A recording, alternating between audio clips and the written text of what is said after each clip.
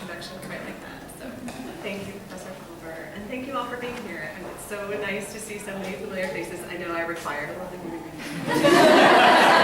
but for everyone's sake, it's really great to see so many faces, returning faces I haven't seen for a while. So I'm excited to have the opportunity to share a piece of this book with you. It took a long time to come to fruition, and I'm excited that it exists in its sort of material form. I'm going to talk a little bit about the premise of the book and what it's all about, and then primarily tonight I'm going to focus on the last sort of main body chapter, so we meet a little bit first. The premise of the book, Serial Memoir, Archiving American Lives, is that in the middle of the 20th century, people started writing about their lives differently than they had been. Historically, the genre of record in life writing has been autobiography. George Gusdorf, an early life writing theorist, argues that authors of autobiography attempt to gather the fragments of lived reality and, quote, regroup them in a comprehensive sketch in order to provide a complete and coherent expression of his entire destiny. Stressed here is the autobiographer's movement toward the present as the final moment of textual representation. Another early theorist, Roy Pascal, suggests that the significance of autobiography is, quote, more the revelation of the present situation than the uncovering of the past. The narrative movement, then, is toward the present as autobiographers illustrate their achievements for the reader as they discover, in Pascal's words, quote, the concrete reality of the meaning of their life. So, the truthful, accurate, and comprehensive life narrative of a unified subject. There should only be one autobiography, then, because if the book is truthful, accurate, and comprehensive, and if the book's primary goal is to reveal the present situation of the writer, then only one is needed. Autobiography, as Lee Gilmore writes, is a genre of last words.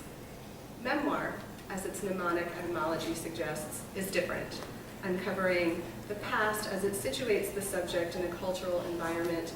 The movement in memoir is often achronological, and traverses the seemingly established and impermeable boundaries between memory and history, process and product, time and place, or self and other.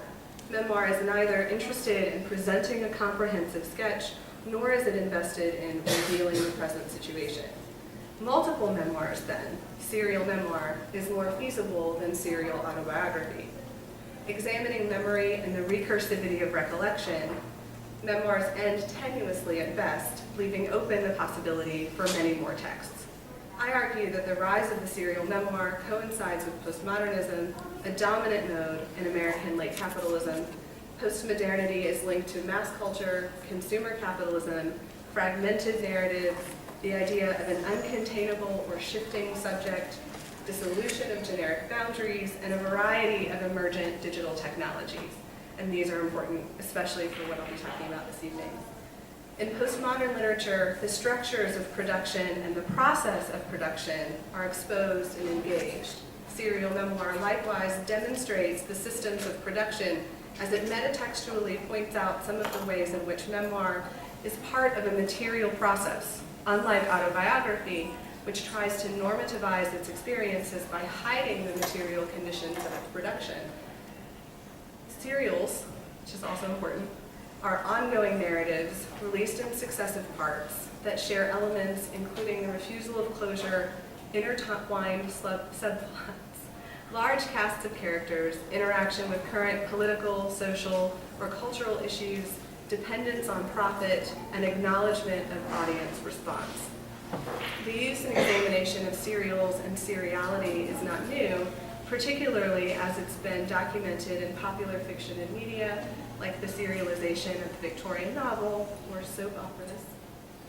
But serial memoir exposes a new way to conceive of and tell life stories. And because it's been a form that has been taken up by so many contemporary memoirists, almost anyone you can think of who's writing a memoir these days is writing more than one.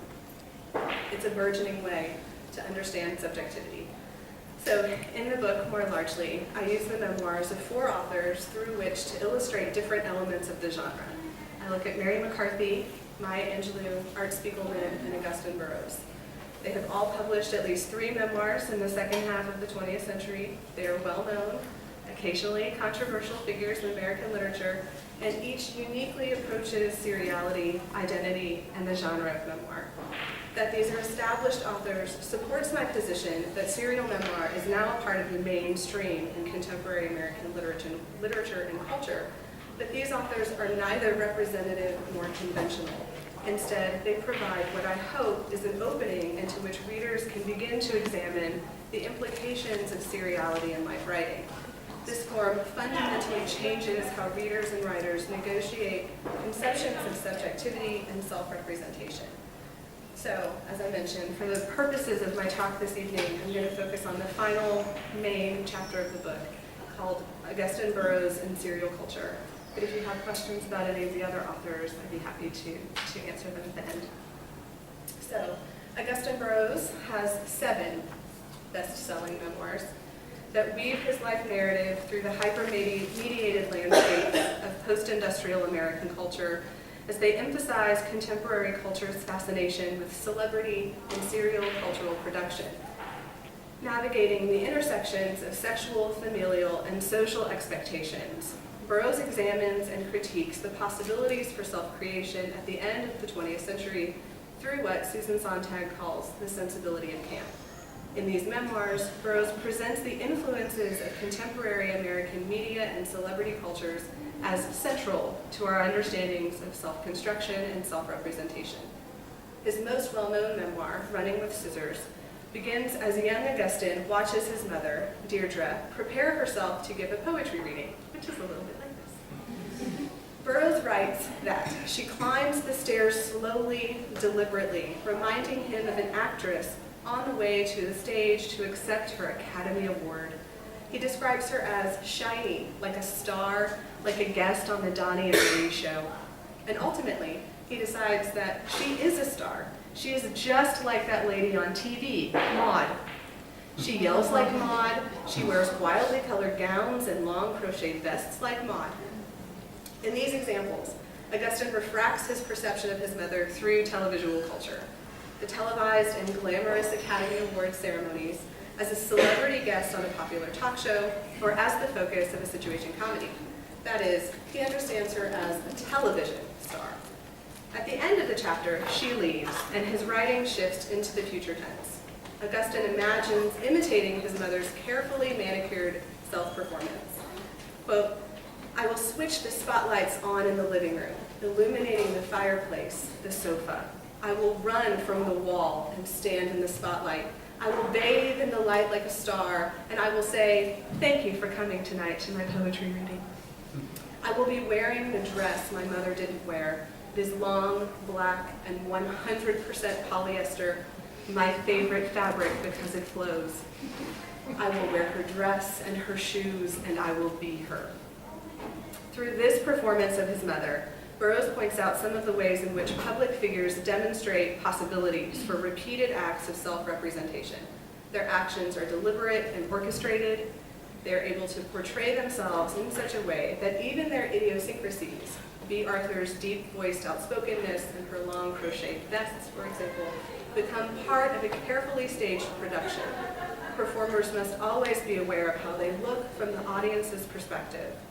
Burroughs thus places his mother in relation to the television personalities of people like B. Arthur, who, during the late 1960s and early 1970s, modeled potential modes of unconventional femininity for ambitious women like Deirdre, who tells Augusten that she herself, quote, "was meant to be a very famous woman."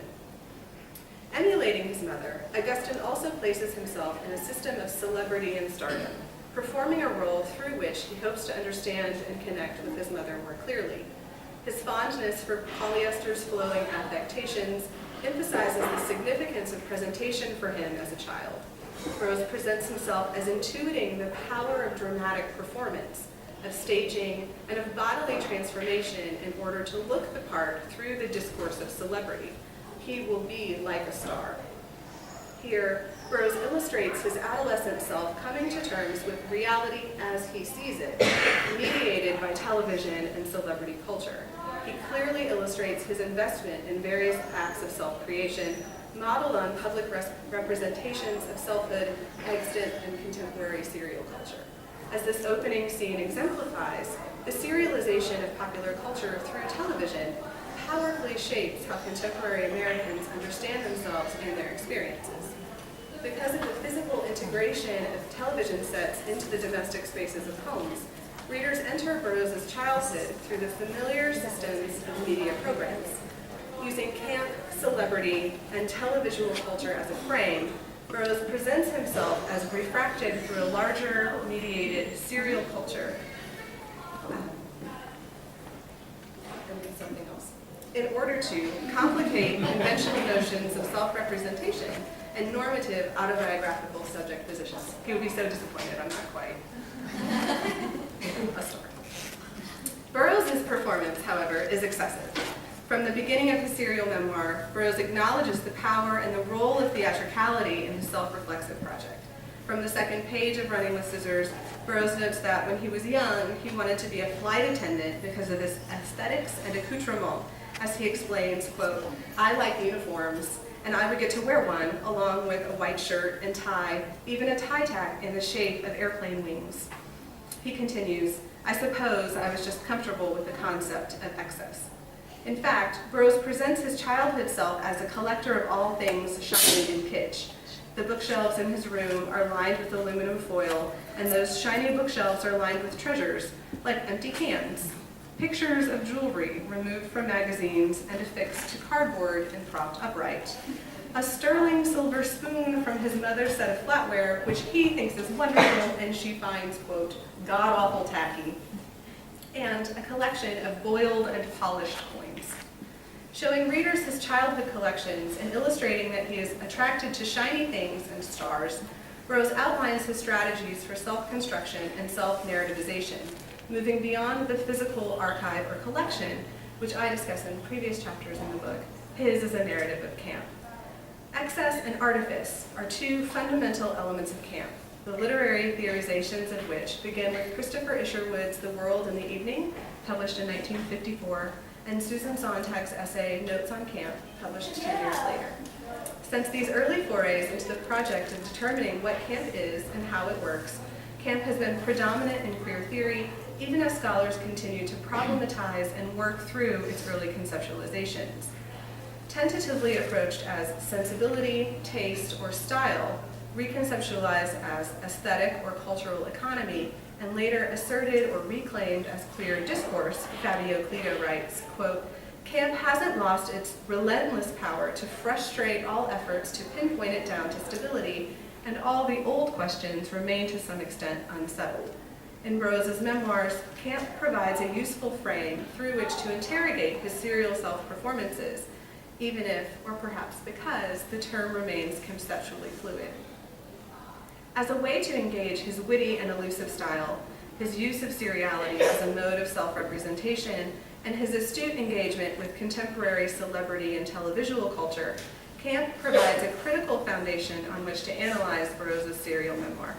His use of camp crystallizes many of the postmodern elements of contemporary life writing, including self-reflexivity and parody, and camp sensibility is evident in his often oblique references to popular culture. Burroughs' texts repeatedly interrogate and expose the more indeterminate qualities of camp, particularly in its definition and relation to queerness, sexuality, and postmodern theories of subjectivity. Burroughs' subjectivity is constructed as a continual, serial interaction with social structures. For Burroughs, serial memoir is one way to narrativize his constantly changing subjectivity, as he illustrates some of the ways in which social forms of narrative, like television programs and celebrity culture, influence how he understands and presents episodes from his life. Using seriality and excess as techniques through which to expose the fictions of unified subjectivity and compulsory heterosexuality, Burroughs' serial memoir simultaneously queers and models possible ways of self-narrativization at the turn of the 21st century. His serial performances of subjectivity often rely on those which came before his, replicated within popular culture, although he inflects them with a particularly camp aesthetic. Associated with excess, theatricality, parodic humor, and performativity, camp has the potential to queer heteronormative understandings of identity. His serial memoir critiques ways of self-representation which, finally, have the desire to normativize people at their center. So camp is generally associated with a queer sensibility, and Burroughs' serial memoir unquestionably engages how his sexuality influences his self-presentation. Eve Kosofsky-Sedgwick emphasizes what she sees as the relational and conditional quality of queer lives that must traverse spaces designed for heteronormative families and individuals. The relational self is particularly relevant to queer memoir, as readers are given an important counter-memory to established historical records. In Burroughs' case, many of these normative historical records are illustrated by televisual culture. The narratives presented on television are those which have influenced him, and he assumes his readers have some familiarity with these programs. Memoirists who identify as queer, or who queer contemporary culture in their memoirs, frustrate and delegitimize heteronormative structures and conventions, providing narratives of subjectivities that make the traditional ways of knowing strange. If memory and history are involved, both are normative constructions of language and narrative. Queer memoir poses questions which ask, who has implicated memory and history, for what purpose, in what context, and to what end? Such questions allow for a multiplicity of perspectives, particularly from those who have been marginalized, and illustrate potential revisions to the historical narrative of cultural memory. Refashioning language and revising the serial performances on which history is based provide alternate spaces of memory and representation that question normative practices. For Burroughs, this questioning takes the form of camp, as he also interrogates how mediated culture works in systems of discourse. So Burroughs' memoirs invoke television programs and personalities as a way for the reader to enter the narrative space of his texts, and he repeatedly provides moments in which he watches or reenacts scenes from serialized television programs. He constructs himself then as the star of his own show. We could say that he becomes the familiar personality modeled on television celebrities, and he engages programs which privilege the familiar, the familial, the domestic, and the confessional, the serial genres of things like reality shows, talk shows, and you guessed it, soap operas. Media scholar Joshua Gamson notes that by the mid-1960s, both adults and children were watching roughly 4 hours of television a day. And the elusive nature of Burroughs' memoirs indicates that Augusten was no exception. As his memoirs illustrate, frequent exposure to serial programming and the normativization of seriality through television radically shifts our general awareness of subjectivity as constructed and performed. Additionally, Burroughs' use of seriality is explicitly tied to the episodic serial. There is both a cumulative narrative for those readers who are familiar with all of his texts. They are rewarded because then you know kind of what's going on. But if you don't, and you haven't been paying attention, that's okay too. His memoirs enact the transition in how serial is understood and how they posit possible implications for that shift. So Burroughs references television programs and television celebrities throughout his serial memoir as a touchstone through which to communicate with the audience. In contrast to the glamorous world of cinema and film stars, Burroughs privileges television and its attendant personalities, which are integrated into intimate family spaces. From the beginning, television status as a domestic entertainment technology influenced its consumption, as the position of televisions within the lived spaces of the home illustrates how much they get integrated into everyday life. They become part of daily domestic routines. It's also important to think about how television program worked until the 1970s, because it was disseminated broadly and for a general audience, which was unable to provide much identification of the viewer with the programs that he or she watched. While contemporary television programming provides characters with which viewers can identify, pre-narrowcasting or pre-cable television did not influence an individual's forming of his or her specific identity.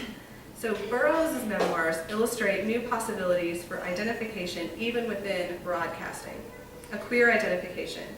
Augusten is presented with personalities and characters on television with whom he can associate, but frequently he identifies with characters across gender lines.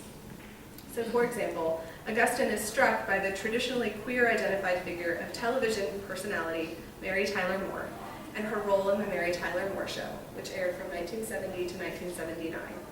Describing the opening credits of the show, Burroughs writes, quote, "Mary's in a supermarket, hurrying through the aisles. She pauses at the meat case, picks up a steak, and checks the price.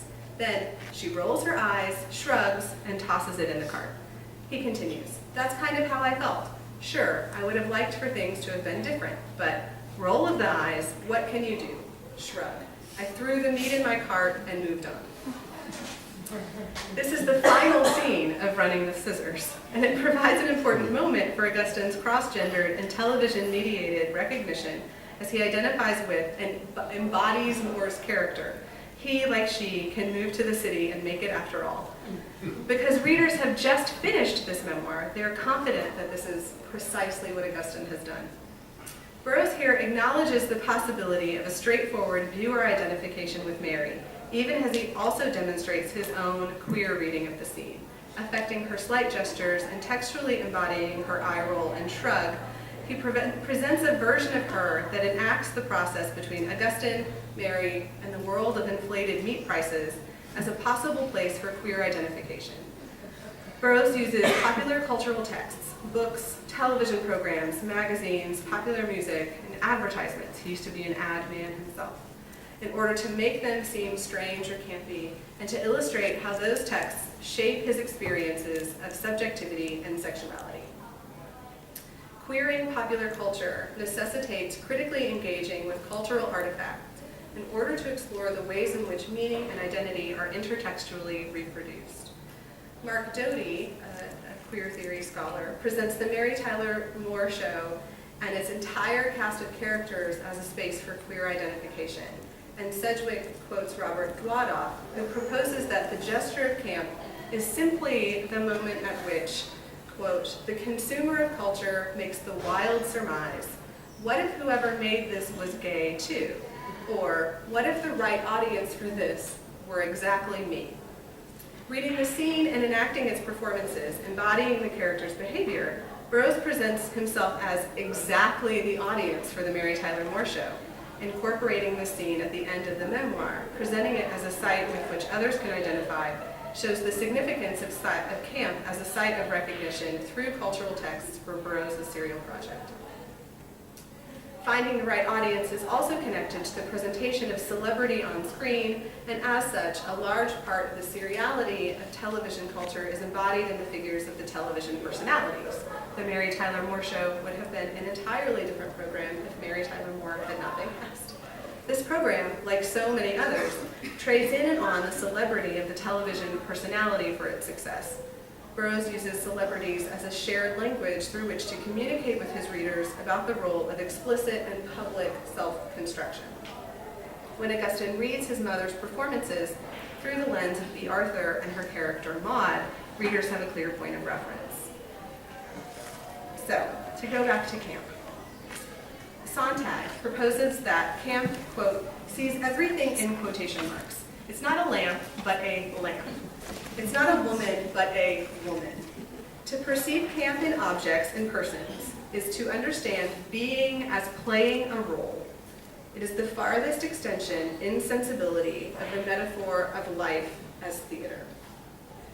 So performing a self or selves is central to Burroughs' serial memoir as he illustrates over and over again how he sees himself in relation to the larger world of popular culture.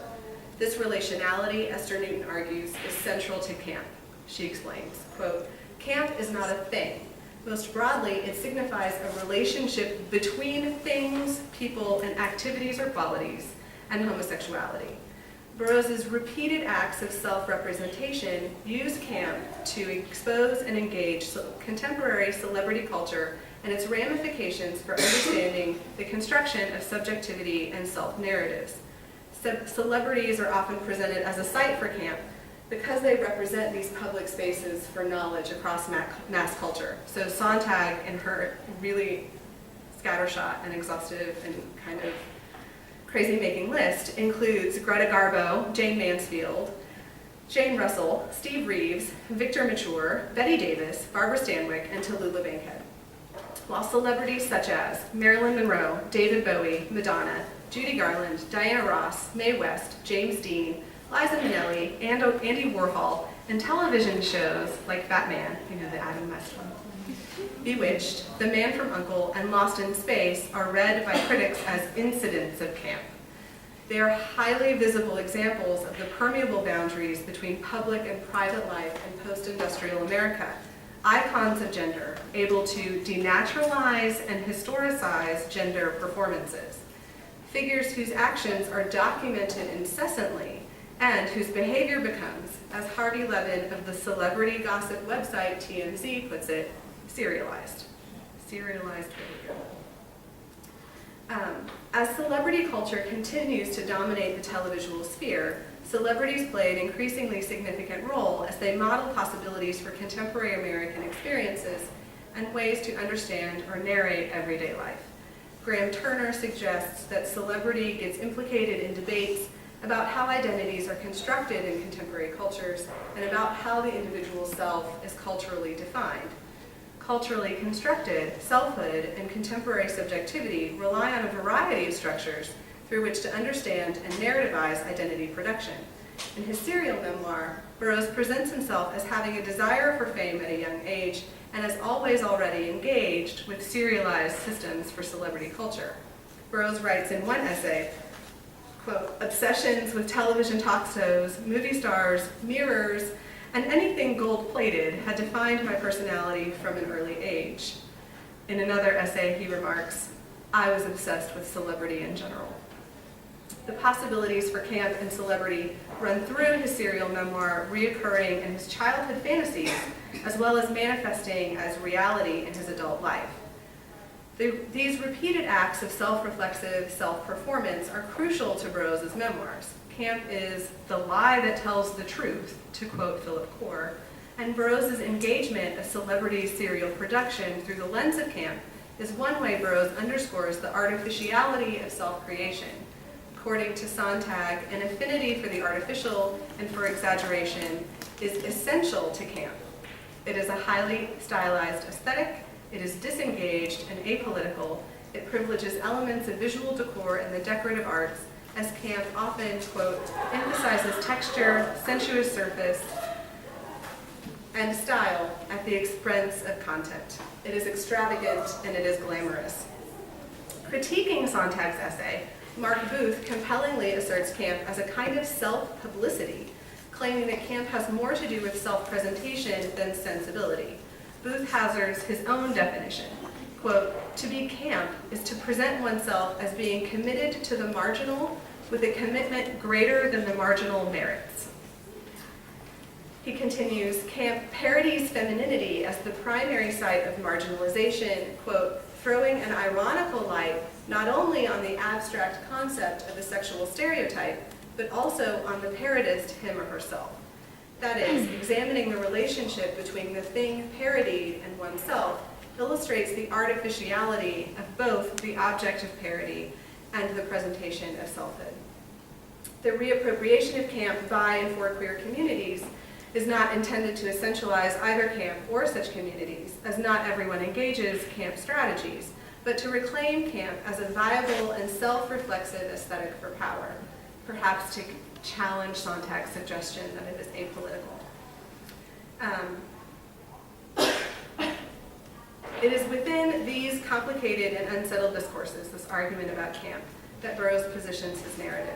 As a gay man growing up in the 1960s and 70s and coming into his own in the 1980s and 90s, the conversations about camp and the political or historical situation out of which these theorizations have directly influenced how he chooses to represent himself. He actively imagines new possibilities for what camp can do and how it can be used in a self-representational discourse, particularly as it is recursive, citational, and serial. According to Cleto, quote, representational excess, heterogeneity, and gratuitousness of reference in constituting a major raison d'etre of Camp's fun and exclusiveness both signal and contribute to an overall resistance to definition. And these are central features of Burroughs' serial memoir. Writing serial memoir is one way to underscore the hyper-referentiality and fun of his project, which is frequently read as simple narcissism. So for example, in a scathing review of his most recent full-length memoir, A Wolf at the Table, New York Times writer Hugo Lindgren points directly to the serial memoir and the serial memoirist as a site of excess and contestation. Lamenting the lack of fun in this book, unlike what he sees in Running with Scissors, Lindgren points obliquely to the lack of camp sensibility on the surface of Wolf at the Table. Many readers took issue with the fact that Wolf does not engage with humor in the same way that Burroughs' other memoirs do, and suggest that it ultimately engages in hysterics. So obviously there's a sort of gendered critique there as well. I argue, however, that this memoir provides space for examining the deployment of camp across his serial memoir. It's a text against which we can read the others. In fact, each of Burroughs' memoirs engages difficult subject matter, from alcoholism to his molestation as a child to AIDS, but the references still tend to come from popular culture. In Wolf at the Table, his strategy shifts and he does not engage larger elements of contemporary culture. Instead, his focus remains trained on his immediate familial relationships. So Lindgren writes, quote, more than 200 pages into Wolf at the Table, we reach the point where the story collides with the start of Running with Scissors, a period that Burroughs describes here as the defining years of my life. Oh yeah? So what have we just read then? The third most defining period of his life? The fourth? The fifth? Such is the problem with serial memoirists. If all this material is so important and personally illuminating, how come we never caught whiff of it before? So, end quote. Excess is generally inherent in serial texts, part of the thing.